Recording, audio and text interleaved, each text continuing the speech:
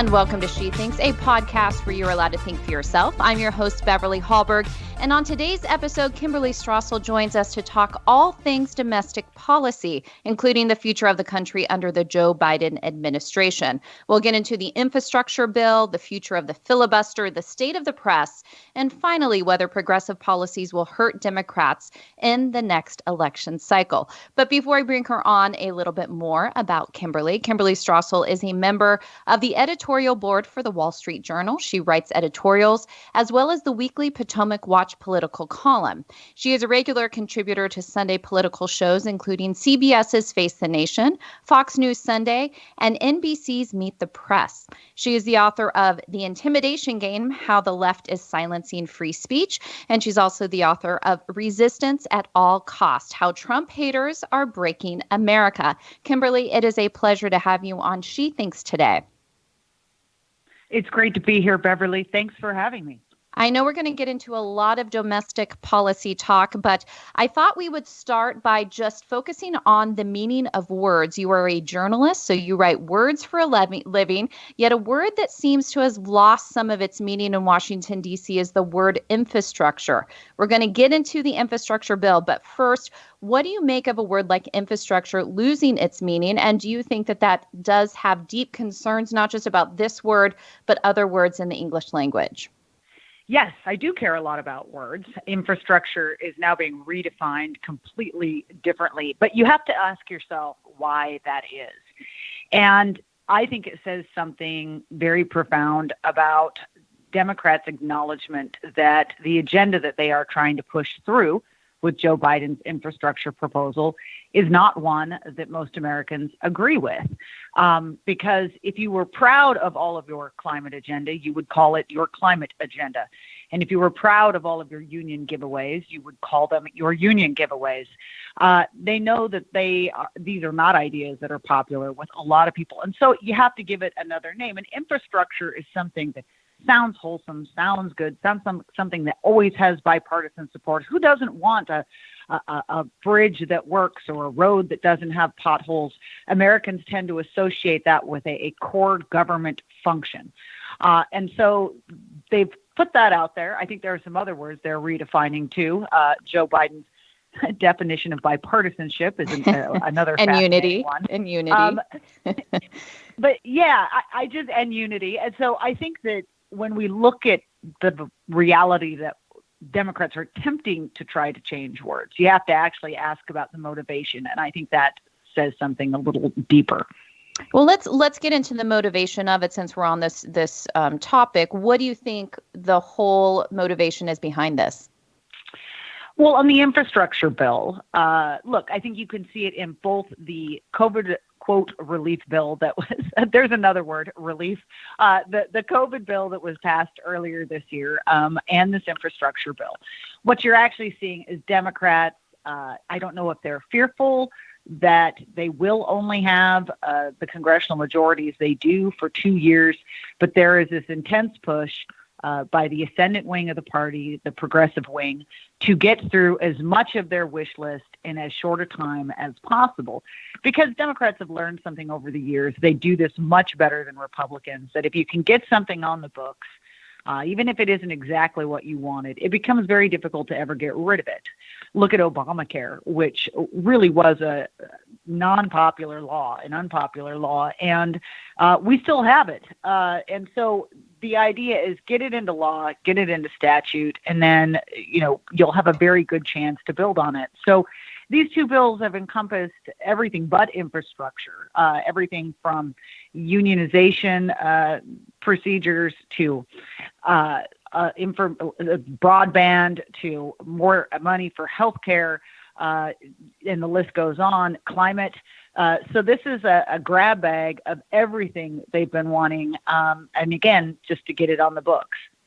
And we're talking about increasing the debt by an additional $2.3 trillion if this piece of legislation is pushed through under, looks like what may be the reconciliation process, which we'll get into. But when we're talking about a debt that is increasing, of course, as you said, we had the COVID so-called relief bill. We had money spent under the Trump administration. Are Americans concerned about the debt? Are they seeing these numbers going up and putting two and two together and realizing, they're going to have to raise my taxes in order to help out with all this debt that we have?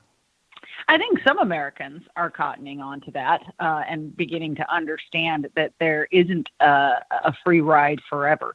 You know, we do have a lot of liberals in Congress who have come to believe in modern monetary theory, this idea that you can simply spend limitlessly and borrow forever and that there are no consequences. We know that's not the case. At some point, this is going to come back to bite us, and hopefully not in some cataclysmic way. But even Democrats understand that Americans are concerned about rising debt. The Biden administration certainly is, which is why they're now saying that, for instance, this infrastructure bill, they want to come up with ways to pay for it. Right now, they're going after their favorite boogeyman, which is corporate America, and that is their proposal for how to cover some of the spending in this bill.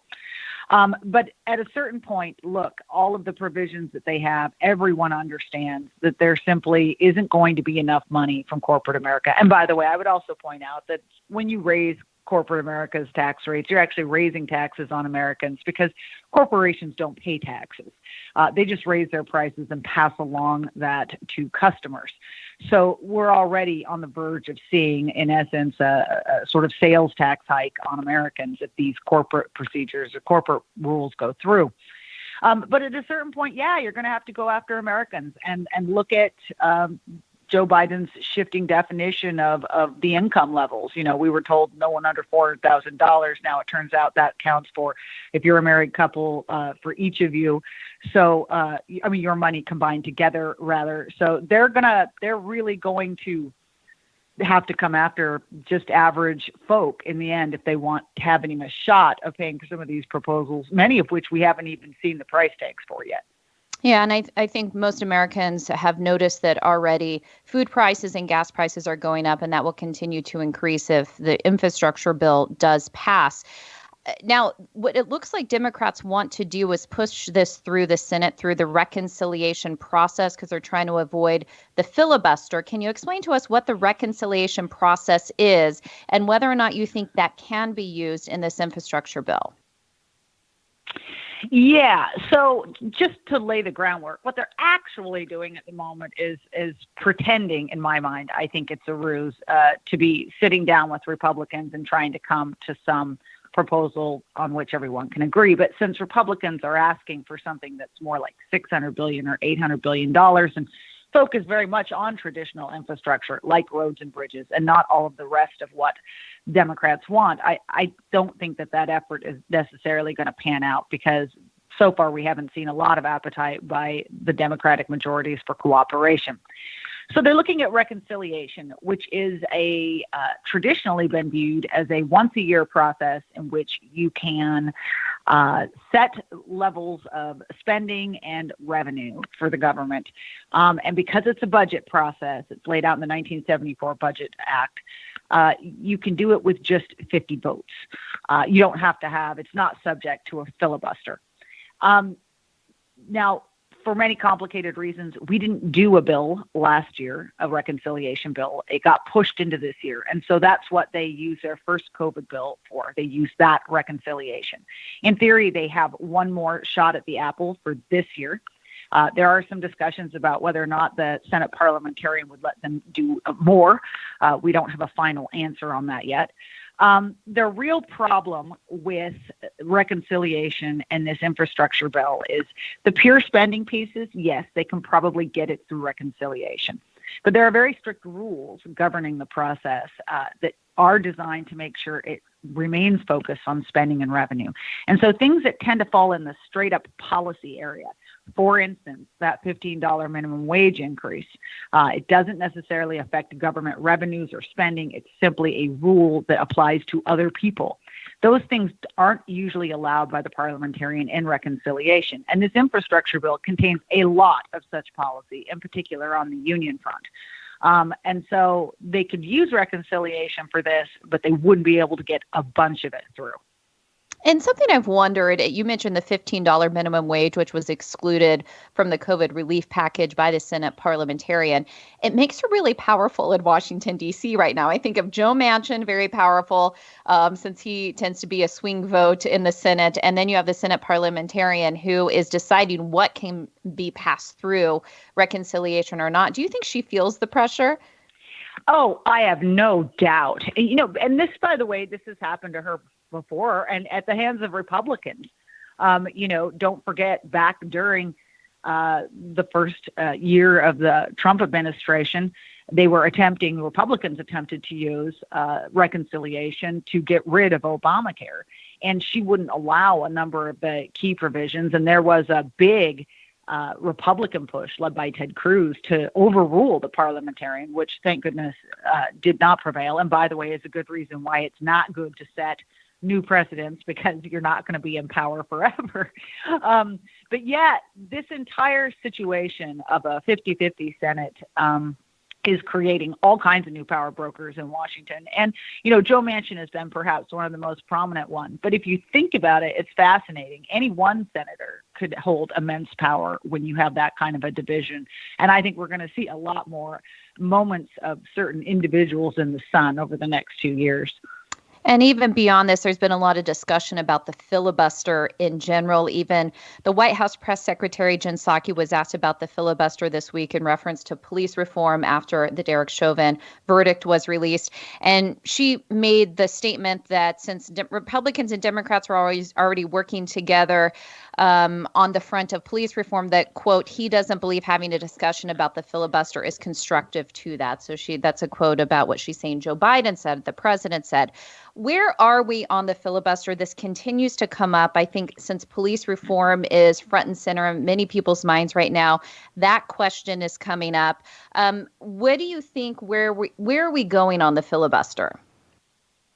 Well, it's been quite remarkable because I have to be honest that when we first started out in this new administration, and both Joe Manchin and Kyrsten Sinema said that they weren't going to vote to get rid of the filibuster, I have my doubts as to how much they would actually hold up that statement, because the pressure is immense. It's going to get even more intense as time goes on. But so far, they have held really strong.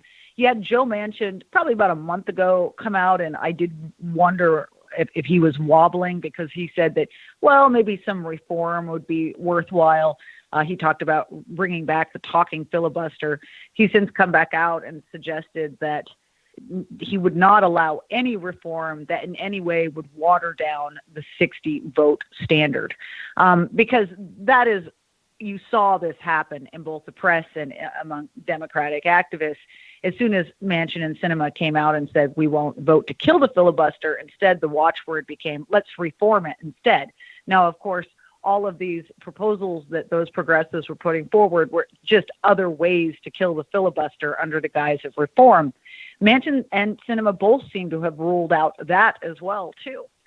So one thing that's sort of interesting is that you almost watch them, and it's almost as if they're pleading with their party to just take them at their word and move on, and adopt the mentality that if anything is going to get done, it needs to get done via some outreach to the other side.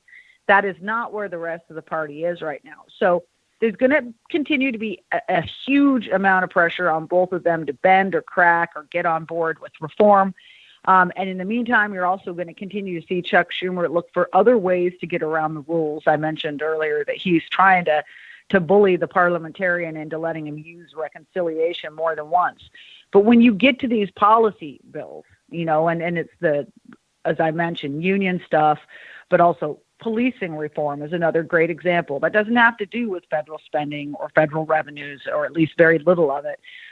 You simply can't do those via reconciliation. So that's why you're going to see this campaign continue. So far, it sounds as though the institution is prevailing. Yeah, I know that even Al Sharpton and some others have promised to go after Senator Manchin and Sinema, calling them racist for their opposition to blowing up the filibuster. And we've heard this word racist also being called against the Georgia election law. we talked about the meaning of the word infrastructure. What about the meaning of the word racist or racism these days? Has it lost its meaning because it's used to define so many things these days?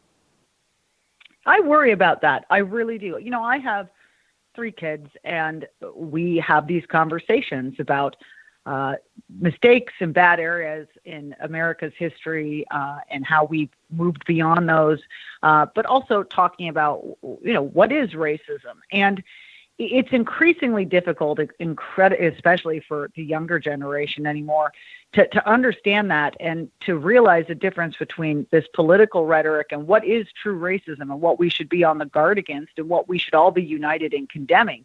And if you water it down, that word, as you said, simply loses its meaning.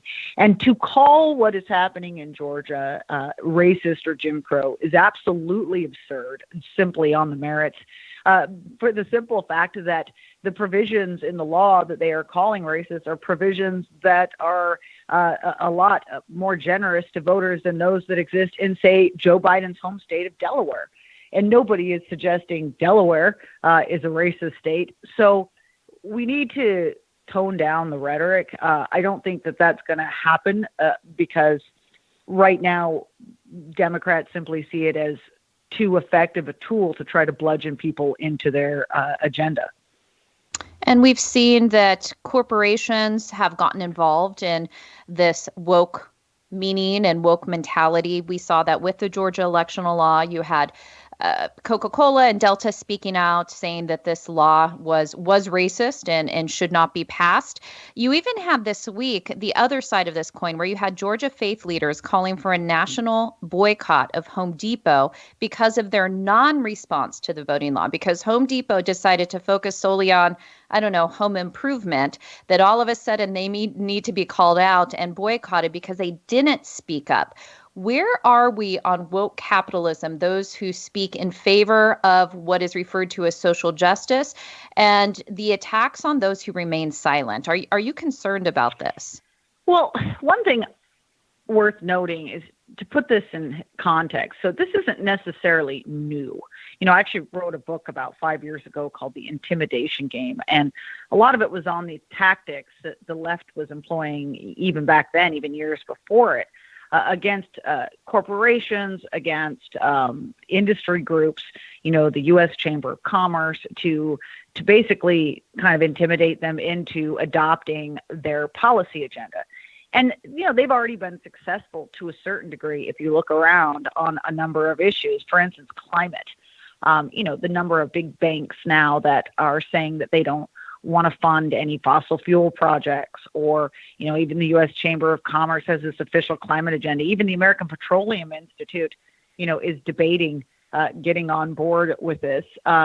And things that, by the way, are clearly not in the interest of their businesses or their customers.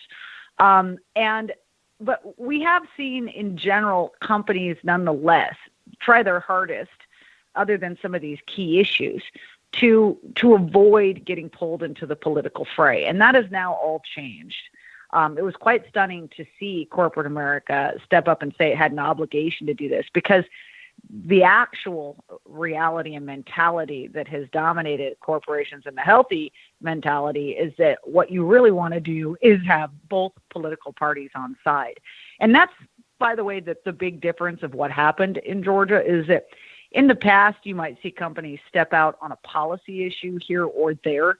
But what you've never done is actually seen them take a political side, a partisan side, and say Republicans are actually doing an evil thing. And the risk of that is, look around, and when you look at corporate America, who has been the most consistent and sometimes the only defenders of the free enterprise system that they operate in, it is Republicans. They're getting a lot of doors slammed in their face in Washington right now. I think that's why you've seen some companies step back, because this was arguably a big mistake. They exist to help their shareholders, and alienating an entire political party in the country is not good for your long-term prospects. Do you think it has surprised some companies that this has been the case? Maybe they think the prevailing narrative, if they watch certain news outlets, is that America's on board with them with a certain way of thinking, and then they step back and realize, oh my goodness, the majority of Americans do support voter ID laws. I didn't realize that. Does this come as a shock? I'm trying to understand, does this come from intimidation, so they feel like they have to, or do they think they're making a good business decision when they move forward with siding with a political party? I think a lot of it comes with fear and then short-term thinking. So, take the example of Major League Baseball deciding not to hold its game in Atlanta.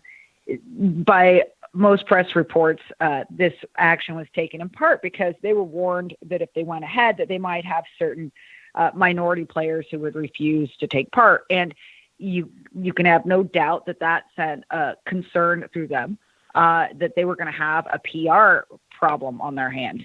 But that gets to the short-termism, so they decide to move, not realizing that the potential PR problem of doing that is going to be 10 times as much as not having a couple of players take part.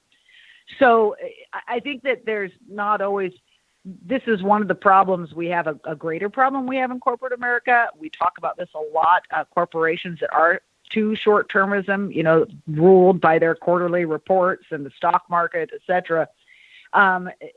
It's a big departure, again, from – look, when you look around, most corporations, you look at, for instance, their political donations, they're usually like 40% to the party they think is going to lose, 60% to the party they think they're going to win, vice hedging versa their bets, yes. On the time, but hedging their bets, but never kind of moving too far out of that 60-40 lane. Because they understand the risks. And this was short-term thinking, motivated by fear. And I think one of the things, too, is, at some point the right's going to have to figure out a way to better send their message to corporations as well, too, and let them know that, they don't appreciate all of this and may choose to go shop or buy services elsewhere if they got a company that's in their face constantly on politics. Let's talk about what this means for journalism. You've been working in the field for a while, and you've seen the state of journalism change over the years. What is it like to be a journalist in today's environment? Do you think how the press covers administrations, how the press covers the news is similar to what we saw maybe a decade ago, or have you seen a lot of change and maybe change that's not going in the right direction? Well, first of all, you're very kind. I've been working in it for more than just a while. I've been laboring it for decades. I'm really old. You look very young, so I'm just going by. Oh, no. It's changed overwhelmingly. But the thing that I think that is a little frightening to me is how quickly that has happened.